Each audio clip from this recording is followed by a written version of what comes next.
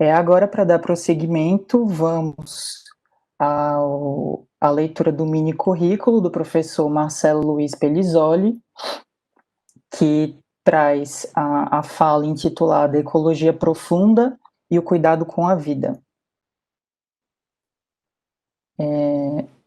Marcelo Luiz Pellizzoli tem graduação em Filosofia, especialização em Ciência Política, mestrado em Antropologia Filosófica pela PUC do Rio Grande do Sul e doutorado em Filosofia e pós-doutorado em Bioética. Atualmente é professor da Universidade Federal de Pernambuco, áreas de ética prática, saúde coletiva, direitos humanos, conflitos, justiça restaurativa. Tem ênfase de estudo em sujeito, saúde, mente e corpo, cultura de paz, hermenêutica, alteridade, resolução de conflitos, epistemologia da saúde e ambiental. Ele é membro do grupo de Ciência e Cultura de Paz da Comissão de Direitos Humanos Dom Helder Câmara, formação internacional em terapia sistêmica familiar, em ergonomia, em CNV, com M. Rosenberg, e em círculos de diálogo com Kai Pranes. Formação em Internal Family Systems Therapy, coordenador do grupo do Espaço de Diálogo e Reparação da UFPE, coordenação do Núcleo de Justiça Restaurativa de Pernambuco. Eu gostaria de dar a palavra ao professor Marcelo Pellizzoli. Boa tarde! Estão me ouvindo bem? Muito bom, eu assisti a palestra da Magali. Em primeiro lugar, eu queria saudá-la, né? Quantas histórias, né, Magali, lá no nosso grupo Levinas, da PUC, né, muitos anos. Eu já estou há 20 anos aqui em Recife, na Universidade Federal, né? A gente saiu lá do grupo de levinasianos, né? Carla também, né? Queria saudar também Carla, querida aí, está fazendo um trabalho maravilhoso aí, né? Também na região Nordeste, né? Saem do Sul e vão para o Nordeste, o povo. E eu quero também saudar o Douglas, né? Mas eu acho que eu podia ficar ouvindo Magali aqui até o final do dia. Acho que seria bem melhor do que eu falar aqui, porque hoje eu queria mais ouvir do que falar, então acho que eu vou ser curto, né? Mas aí a fala de Magali me fez eu pensar e trazer várias coisas da minha própria história, não só a época nossa, né, do Levinas, e aí essa dimensão toda que o Levinas traz da alteridade, né, a coisa mais difícil do mundo é a alteridade. O Jung, né, o Carl Gustav Jung dizia que a coisa mais difícil para o ser humano é aceitar a alteridade. E, na verdade, a sua própria alteridade também, né? Que ele carrega a alteridade. Então, esse é um tema que a gente trabalhou tanto, o tema da alteridade. Quando a gente fala de natureza, a gente fala de comunidades, né, primevas, a gente fala de, né, comunidades chamadas indígenas, né? A gente vem essa questão da alteridade, né, do outro como outro, ela salta à tona também, né? O que isso implica da grande dificuldade da nossa cultura, da nossa cultura ocidental como um todo, né? Mas aí do nosso modelo de educação, do nosso modelo de mentalidade, dessa dificuldade de lidar com essas que eu chamo também das figuras da alteridade. Essa alteridade ela está presente nas questões raciais, né? Como foi Magali coloca ali muito bem.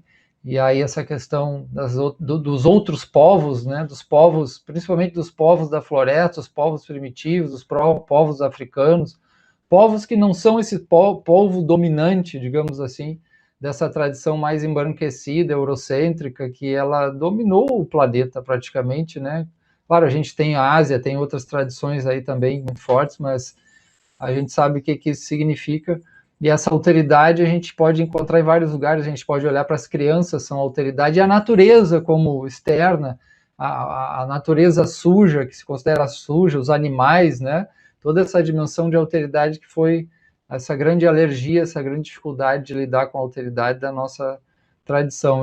Me passou muita coisa pela cabeça dessa questão da... Não tenho trabalhado mais Levinas.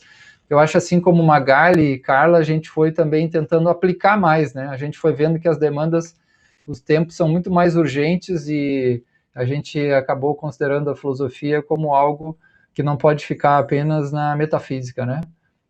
Não pode ficar apenas uma discussão ética, não pode ficar dentro de muros teóricos e de revistas. Então, o meu trabalho ele é muito ligado à extensão hoje. Ele é muito ligado a trabalhar com redes, ele é muito ligado a trabalhar com empoderamento das pessoas, assim como isso que está sendo trazido. E nessa minha trajetória, ela começou muito cedo, assim, de trabalho social. E um dos trabalhos que eu carrego, não, na verdade não era um trabalho propriamente, assim, não era nada acadêmico, eu comecei a fazer amizade com famílias que estavam envolvidas até numa luta muito grande de demarcação de terras caingangues no Rio Grande do Sul, isso há quase 30 anos atrás, né, quando eu morava no Rio Grande do Sul, e aí acabei me envolvendo com, um pouco mais com essa dimensão naquele período, com a dimensão do que é a vida indígena, pelo menos dessas comunidades, né, caigangues, que são do Rio Grande do Sul, e a gente sabe que uma boa parte dessas comunidades todas são muito mais né, misturadas, não tem uma cultura pura, a gente também não tem nenhum romantismo nesse aspecto, mas esse formato de vida, de cultural e essa alma dessas tradições aparecia um pouco nessas dimensões. Eu acabei me envolvendo, a gente fizemos incursões pelo interior para visitar reservas e dimensões também de luta ligada sem terra na época, que conectava também com questão indígena, e também acabei aí chegando no contato com os guaranis também, algumas comunidades guaranis, e foi um grande aprendizado assim para mim, né?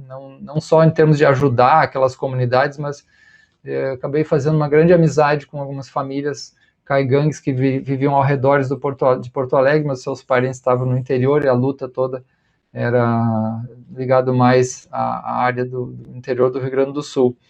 E aí a gente começa a ver que o quanto a gente perdeu dessa humildade. Essa humildade é uma palavra latina, né, uma palavra muito ocidental, mas que tem a ver com a terra, né? Tem a ver com os pés no chão, com os pés na terra. E hoje é um dos conceitos mais importantes que eu trabalho, se chama enraizamento. E quando a gente colocou esse título ali da ecologia profunda, mas na verdade eu estava conectado mais com essa dimensão que é a base da ecologia profunda, porque a ecologia profunda ela tem a ver com profundo, tem a ver com raízes.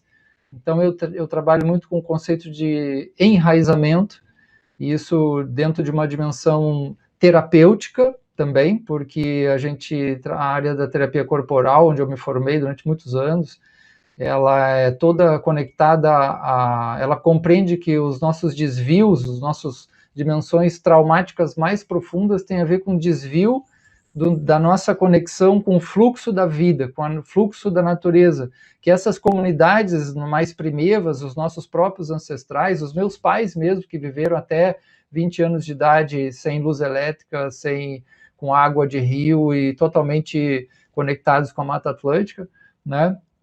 Essa conexão de enraizamento ela é crucial para a manutenção da humanidade. Então eu escolhi também essa palavra, enraizamento, que está dentro da tradição da ecologia profunda, mas que remonta a mais de 6, 7 mil anos, porque os acontecimentos maiores de desenraizamento na nossa cultura vieram do período neolítico. Então, quando eu trabalho hoje ecologia profunda, eu conecto com enraizamento e essa dimensão histórica para perceber o que aconteceu com a cultura ocidental no seu mais grave, mais intenso desvio, né, dessas conexões de fluxo mais adequado com a vida, com a terra, com o humus, com a humildade, com o humano. Né? O humano ele é essa conexão de fluxo com a vida dentro desses modelos de vida que a gente chamou de sustentável.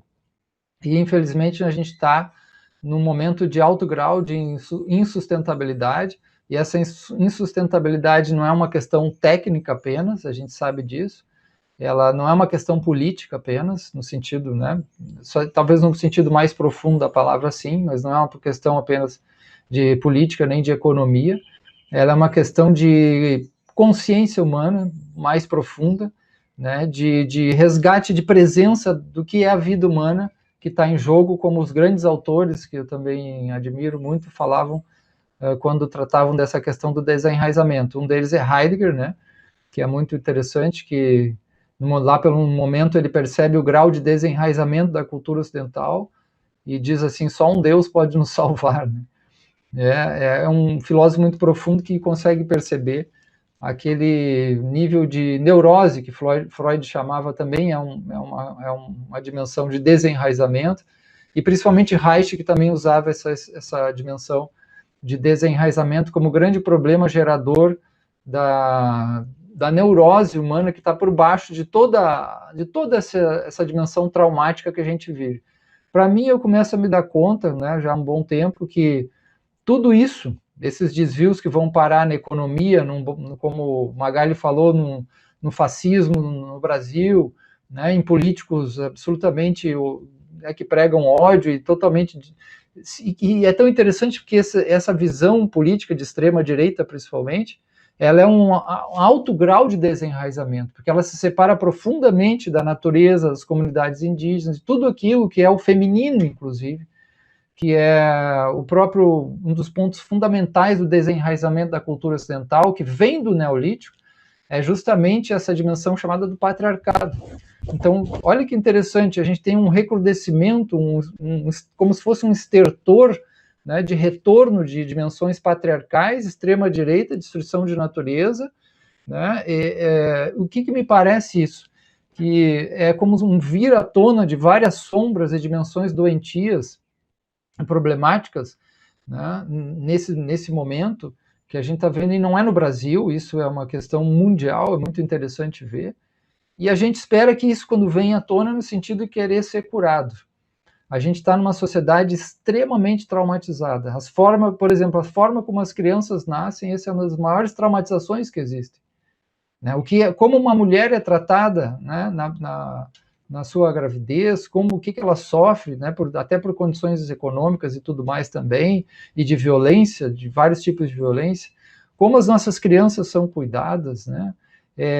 Eu vejo esses movimentos todos de ataque a essas dimensões mais enraizadas, mais vitais, né, como uma expressão de sofrimento que entrou nos sintomas da raiva, entrou nos sintomas do discurso de ódio, e a gente tem que ter uma força muito grande, uma capacidade muito grande, não só cognitiva, mas emocional e de consciência, para ver por que essas pessoas estão fazendo isso. Porque se a gente acha que elas são apenas o mal, digamos assim, a gente acaba entrando de novo em polarizações. A gente está numa situação cultural, uma mentalidade e de uma dimensão muito grande, de sofrimento da humanidade muito grande. E aí olhar para isso de uma forma mais intensa, esse é profundo. É não olhar no sentido apenas de é porque esse grupo é um grupo que quer o poder. As pessoas querem o poder em função do sofrimento. Isso está em um dos maiores autores que já apareceu na face da Terra, que para mim é o Reich. Ele dizia: amor e poder se opõem, né? E ele mostrando o tipo de sofrimento, de neurose que existem nas pessoas que buscam exacerbadamente o poder, que é diferente daquelas pessoas que usam o poder como diaconia, como serviço ao povo, a algo maior, né?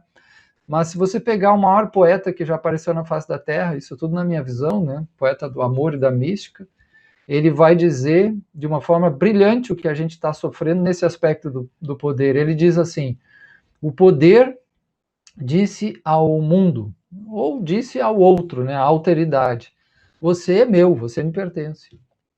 E o mundo, ou outro, escorreu pelos seus dedos, e o poder se sentiu profundamente só. Essa pessoa se sentiu só porque ela depende dos outros, né? Aí ele continua: o amor disse ao mundo, ao outro: eu estou a seu serviço. E o mundo respondeu ao amor: esse mundo, amor, sempre foi seu. Isso tem uma profundidade tão grande, que para chegar a uma compreensão dessas não é fácil. Porque significa que eu vou olhar essas dimensões sombrias, desenraizadas, destrutivas, né, a partir de uma dimensão de sofrimento. E não a partir de uma dimensão moral, de que a pessoa é egoísta, ou é luta por poder. Por que o poder? Que tipo de sofrimento, de dor tem por trás? Então eu me dou conta que a gente vive, por isso que para mim a questão mais importante é uma questão terapêutica, no sentido maior dessa palavra. Porque terapeutas tem a ver com presença. As pessoas saíram da presença, a presença a si, a presença à natureza, a presença ao outro. É um resgate de presença, a gente precisa um grande processo de cuidado, de terapêutico mesmo, no sentido mais profundo da palavra, e isso tem muito a ver com a ecologia profunda, que é uma proposta de resgate das dimensões do nosso enraizamento. Enquanto a gente não conseguir retornar essa consciência do ser humano, como dizia o próprio Heidegger ou Hans Jonas, que é um dos maiores autores nessa área também, né, da bioética e toda a conexão de enraizamento aí, enquanto a gente não conseguir voltar a essas questões, dimensões básicas do cuidado, fica muito complicado. Qualquer luta política, qualquer luta social, se ela negligenciar esse aspecto do humano, do cuidado, das relações, do coração, do sofrimento, da dor, está fadada ao fracasso. Cai em polarização, cai em ódio ao outro, né? Eu trabalho com direitos humanos há muito tempo, então eu vejo, às vezes eu sinto ódio também disso que está acontecendo, mas eu sei que eu explanando e entrando nessa energia de ódio, o que isso vai me adiantar? Vai jogar gasolina no ódio do outro. Então são sofrimentos que se unem no mesmo sistema e criam um campo de negatividade, de mágoa, rancor, de dor, e que não parece que não resolve. Então, como eu tenho que usar a raiva como energia da raiva para uma luta justa, né? Então, essa luta, que luta é a melhor que tem? É a da não violência. É uma luta no sentido gandiano, da cultura de paz, mas que não é paz das ovelhas, dos bonzinhos, que não é paz que não tem justiça social. É uma paz que ela é uma paz de Dom Helder, é uma paz dos grandes lutadores da paz, que eram os lutadores da justiça, como Luther King. Se você vê, por exemplo, os filmes sobre Luther King, o trabalho de Luther King era incrível, porque ele estava naquele furor de negatividade sombria caindo sobre as comunidades negras, e ele tentando mostrar para os seus companheiros que não podia tomar o outro como inimigo, porque o outro estava enganado, o outro estava em sofrimento. Isso é uma visão muito profunda, que pode ajudar muito. Ao mesmo tempo, ele se propõe a lutar, a fazer algo. Eu não sei se isso é uma ideia muito ainda de cultura de paz que eu estou trazendo, mas é que eu trago toda essa tradição da cultura de paz, da justiça restaurativa, da não violência, da luta, né, que não é uma luta com o inimigo em si, porque as pessoas elas estão em sofrimento. O discurso de ódio, ele merece compaixão, mas não compaixão no sentido de pena, no sentido de que é muita dor que tem lá atrás, é muita dor, e ao mesmo tempo a gente tem que se proteger, claro, né? A gente tem que tentar entrar na verdade, mas as pessoas quando estão no aspecto do imaginário, né, do imaginário cego, do amor cego a um mito, elas estão totalmente perdidas, elas acreditam em coisas as mais absurdas, e a luta racional não resolve, porque não é uma questão racional, é uma questão emocional, sistêmica, é uma questão mais profunda. E as pessoas não se convencem mais pela razão. Por isso que é tão importante esses trabalhos que Magali está fazendo, que Carla, que a gente está fazendo, que são trabalhos que chegam juntos, são trabalhos circulares, são dimensões terapêuticas, são dimensões de um ensino humanizado, conectivo, que não é bancário, que não é jogar informação em cima das pessoas, né? Então, o que eu estou voltando ao meu tema, esse meu tema é o enraizamento no grupo, na vida, nas próprias famílias, há muitas configurações de família, né? Os nossos ancestrais, porque as tradições indígenas nos ensinam uma das coisas mais preciosas, que é dentro de cada ser está os seus ancestrais. E se eu não honro os meus ancestrais, o que vai acontecer? Né? Então eu estou desenraizado. O enraizamento é dos ancestrais, o enraizamento é na sustentabilidade, é no que eu como, é boicotar essas empresas, grandes empresas destrutivas de soja, de não sei mais o que, de carnes, né, que destroem o meio ambiente, porque quem alimenta o agronegócio não é o Bolsonaro. Quem alimenta o agronegócio no Brasil são os consumidores. Então nós temos um trabalho enorme com esses consumidores aí, para que eles criem alternativas de consumo cooperativados, como, por exemplo, o MST, o Sem Terra no Brasil, o maior produtor de arroz orgânico, de formas organizadas, populares de organização, de comunidades, né? Então, a gente tem exemplos pelo Brasil inteiro, né, ainda de resistência disso, né? Mas a gente está vivendo um tempo de muito sombrio, de muita doença vindo à tona, e é num período que a gente tem que se cuidar muito para não entrar na depressão, na raiva, na destrutividade, na polarização, né? E cuidar da gente também no que for possível, e cuidar de quem está precisando, porque quantas pessoas estão desempregadas hoje? Gente, isso é ecologia. Ecologia não é proteger a floresta só que está pegando fogo. Claro que isso é crucial, porque senão não existe nada. Se as florestas pegam fogo, a gente vai embora rápido, né? Mas essa ecologia profunda, esse enraizamento, é uma tomada de consciência do que está acontecendo na minha vida, no meu sistema de consumo, na minha família, na minha vizinhança. E aí sim eu me conectar também, obviamente, com o meu país, com tudo mais, né? Mas a gente está num momento de grande congelamento. Por que está num momento de grande congelamento? Porque a gente é uma sociedade que veio à tona os mais profundos traumas, ferimentos profundos de desvio de necessidades básicas, de amor, de aceitação, de condições que vão gerar o ódio, o congelamento, né? E o povo também, com a pandemia, foi uma exacerbação do congelamento, porque as pessoas têm que se congelar em casa, e o governo mandando derrubar, né? Mandando ver com destrutividade. Então, só ocorre isso porque a gente está congelado também, né? Não está indo mais praticamente às ruas. Tem alguma coisa que a gente tem que expurgar desse processo. E expurgar, quando eu digo queimar nessas dimensões, não é queimar o outro. Expurgar é a negatividade, né? Essa dimensão de intensidades das nossas mágoas, das nossas raivas, dos nossos discursos de ódio, né? Dos nossos preconceitos, né? E mesmo nós que lutamos com direitos humanos, a gente também tem que olhar, porque a gente também entra nesse ódio. A gente também tem discurso de ódio, de mágoa, de negatividade, de rancor, e quer matar, afundar, acabar com os outros. Então isso pode não ser muito bom. Vamos olhar essa energia, se ela é melhor energia para o nosso trabalho, para a nossa luta, se ela vai conectar mais com as pessoas, como é que a gente se conecta melhor? Aí que vem a grande tradição que está por trás de tudo isso, que é a tradição do coração.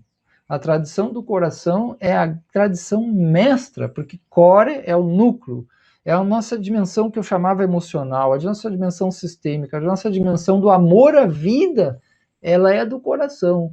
Então, quando eu dizia um grande processo terapêutico para essa humanidade, é um processo de tudo que ajudar a retornar a esse coração, ao acordo original, à cordialidade, né, ao nosso aspecto cardíaco, porque o aspecto racional não é suficiente.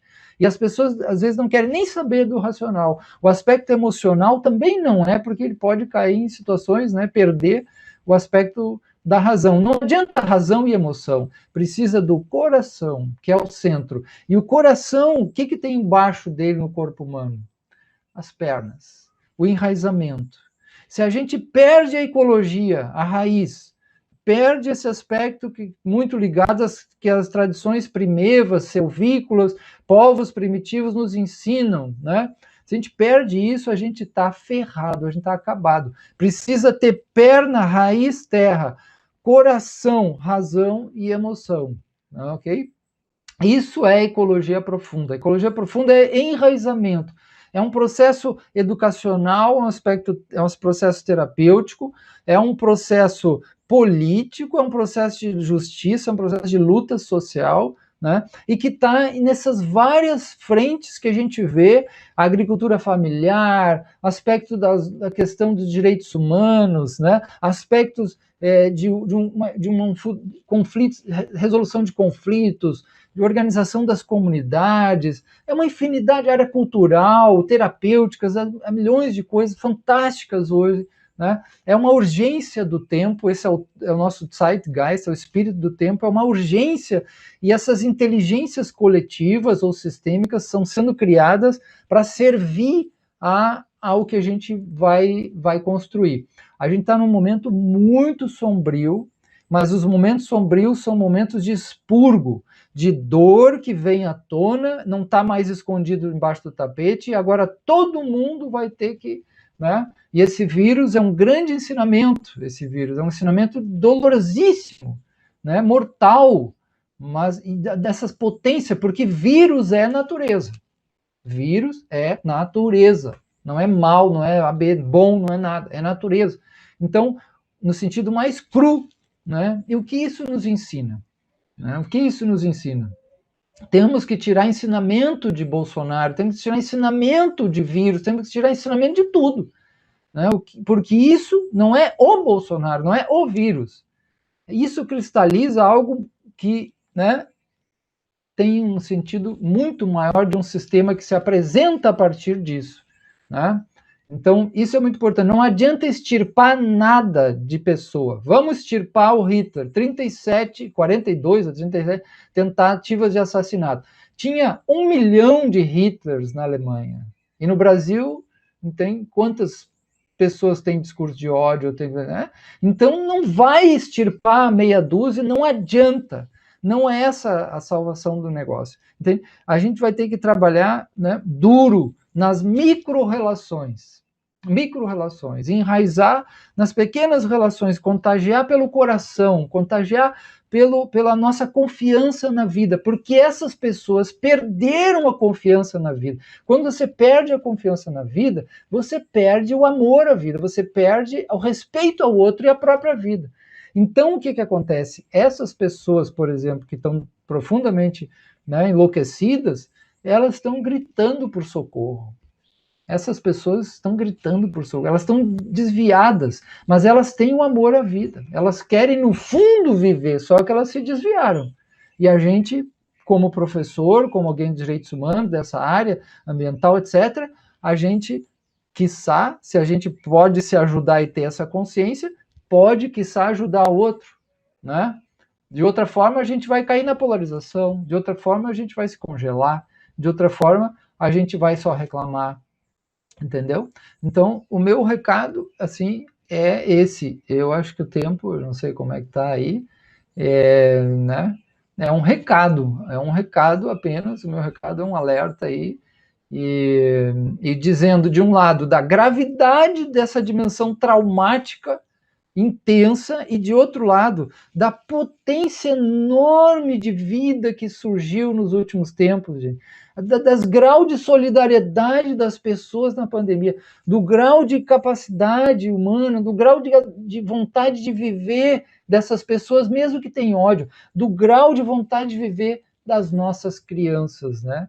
Então, quando a gente olha para o olhar das nossas crianças, não tem potência mais profunda de mexer o nosso coração para a alteridade. Então, eu acredito, se os adultos estão perdidos dessa geração, o negócio aqui ficou pesado agora, os adultos já eram, né?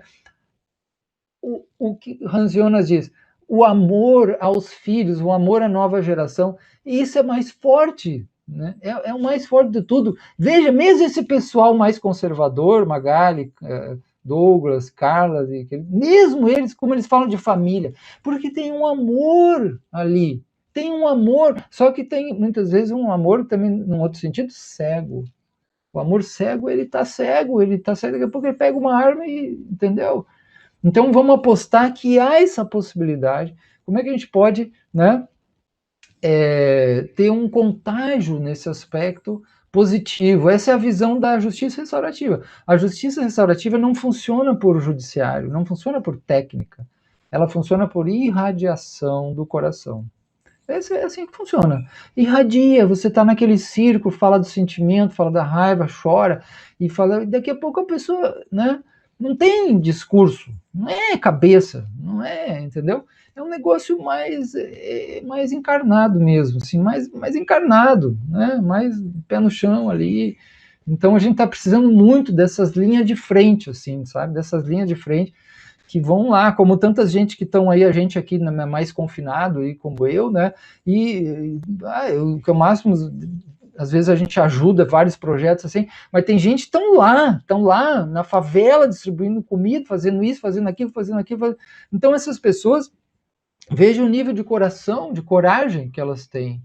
Então o mundo é feito por essa coragem, né? A gente, se ficar só com a bunda na nossa cadeira, né? E professor fica com a bunda na cadeira, eu estou falando para mim mesmo, né? Uma parte de mim fala para outra assim, se tira isso aí da cadeira, porque você vai ficar só fazendo live, negócio dando aula aí, você tá louco, né? Então, essa parte nossa mais corajosa, que deu uma congelada, né? Deu uma congelada, que é ficar assim, se congelando até olha para essa política absurda e se ninguém faz nada, então daqui a pouco está na hora de voltar para a rua, né? Então a gente tem que sair para a rua daqui a pouco, quem sabe daqui a pouquinho, né? Não sei, vamos ver aí.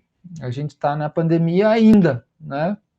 Então eu acho que está na hora, né? Eu não sei aí, eu queria dar mais espaço para a Magali falar, porque eu gosto dela falar aí, é maravilhosa. E para Carla, né? Também. Bom, como é que é o Parabéns, professor, pela exposição. Eu acho que foi excelente, assim, a gente ter essa mensagem mais otimista, né, nesse final para encerrar esse webinário. Antes da gente chegar, né, ao encerramento, infelizmente, do nosso evento, eu trouxe aqui algumas considerações, elogios aos dois professores, né, as duas falas. Primeiro, a professora Magali, vários agradecimentos aqui no chat do YouTube, parabenizando a realização do evento. Patrícia Carlesso Marcelino falou que projeto maravilhoso. Elizabeth Patriota colocou reflexão excelente. E Luiz Eduardo Oliveira, ele lembrou uma questão bem interessante aqui do estado de Sergipe, fazendo referência à comunidade indígena, Xocó, que é, infelizmente, o nosso último povo indígena que restou, né, dentro desse contexto de violência e extermínio. E ele fala sobre as lideranças históricas que ainda não são tão reconhecidas como deveriam ser, né? Lembrando os caciques Aperipê, Serigi e Carira, que não são ainda reconhecidos de forma efetiva na formação da identidade sergipana. E ao professor Marcelo Pelizoli, também vários agradecimentos e parabenizações. Fernanda Malafati, no caso, teriam duas perguntas para o senhor. Fernanda Malafati pergunta: toda lógica neoliberal de mercado gira em torno de supervalorizar o sonho e o desejo do consumo. Assim, reduzir o consumo giraria em torno de identificar essa razão capitalista e criticar o sistema? E Hannah Linhares comentou: prazer em lê-lo e agora ouvi-lo, que fala belíssima. E ela faz uma pergunta: quais os desafios que o senhor enxerga de se fazer materializar hoje esse processo de enraizamento? Essa segunda pergunta aí, são muitas horas, né, para a gente trabalhar em cima disso. O que eu convido a pensar é assim, quando você pergunta os desafios, que é muito importante, porque a gente está pensando em termos dos obstáculos que se colocam na nossa intenção. Então, uma coisa inicial, vamos pensar uma coisa por vez. Pense uma coisa inicial importante. A sua intenção real de fazer algo para esse mundo, para esse lugar. O mundo é muito grande. Para fazer algo para sua família, para seu entorno, para seu entorno, natureza, que não é lá longe, digamos, né? Essa intenção. Esse é um ponto crucial que a gente trabalha no início também sempre dos cursos, porque a nossa intenção de estar a motivação, de estar a força, né? E às vezes a gente isso está fraco, a gente toma uma decisão. Então, se você tomou essa decisão para fazer algo, né? Então, os desafios, assim, são desafios de várias ordens, mas o que eu estou trazendo aqui é que talvez a gente está olhando alguns desafios que são mais superficiais, que eles dependem, por exemplo, luta pelo poder. Para mim não é estrutural, para mim não é primária. A luta pelo poder existe em função de outras carências, de outros ferimentos. Então, para mim, um desafio que eu tenho que pensar assim, não é a luta só pelo poder. Aí entraria na primeira pergunta a questão do liberalismo, né? O poder e o dinheiro. Só se luta tanto por essa dimensão de poder e dinheiro em função do quê? De um desenraizamento. Porque aqui, isso é básico nesses autores que eu citei. Se você está centrado razoavelmente na humildade da vida, você não vai enlouquecer na megalomania. Você não tem, porque isso é desvio, isso é loucura, entende? Então, a poesia fala isso, as grandes filosofias falam isso, que a pessoa que está bem tem uma tendência a algo, né, mais simples, não vai acumular. Então, o que significa o quê? Aquilo que Dalai Lama dizia é muito verdadeiro também, porque ele dizia assim, por trás dessa loucura de consumo, que aí você fala consumo, né? Consumo, o que alimenta o consumo não é mais a necessidade básica, é toda a dimensão de carência, de desejo, psicanaliticamente falando, de dimensões de carências que preenche outra coisa que não tem a ver com comer e dormir, etc. Porque você precisa só de muito luxo ou de muitas coisas. Um Yanomami, eu vi uma pesquisa, uma vida Yanomami, essa pesquisa dos anos 2000, foi feito um cálculo, né, básico, que um Yanomami na região amazônica, ele precisava de mais ou menos 60 objetos para viver. Eu te pergunto, quantos objetos tu tem em cima da tua mesa agora? Aqui na minha tem 60 diferentes, aqui nesse quarto. 60! Então você entra no supermercado. Por quê? Porque isso é mais conforto? Não é conforto, porque tem gente que se conforta com pouquíssima coisa, né? Pouquíssima coisa. Nós temos uma sociedade doentia porque ela responde a essa doença do trauma. Por isso que eu recomendo muito, leiam Franz Rupert, o trauma social, viver uma sociedade traumatizada. O Jung já dizia isso antes dele. O Jung dizia nossa psique interna espelha esse mundo, então esse mundo dessa forma, esse capitalismo está dentro de nós, entende isso? É mais embaixo o buraco da bala, infelizmente você não vai conseguir achar um inimigo fácil. O capitalismo não é um inimigo identificável, porque eu sou capitalista, você é capitalista, entende? A gente tem que ir mais profundo nessas relações. Isso isso também é cultura de paz, entende? Isso é enraizamento. Isso também é Paulo Freire, isso é tudo, que tinham essas consciências, né? O oprimido com a mentalidade do opressor. É isso que a gente está vivendo, não é isso? Entende? E aí, bom, teria muita coisa para falar aí, são muitos desafios, né? Eu acho que eu não vou tomar muito tempo, senão eu falaria, eu não pararia mais.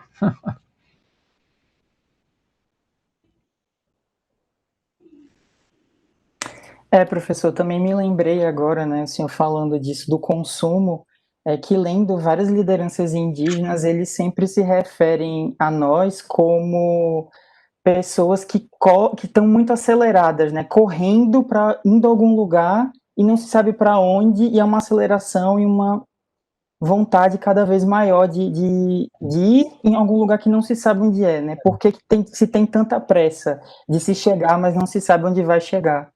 Que é um sintoma da ansiedade. Isso é um sintoma direto da ansiedade. O que é ansiedade? É da família da emoção do medo. E esse medo em relação ao quê?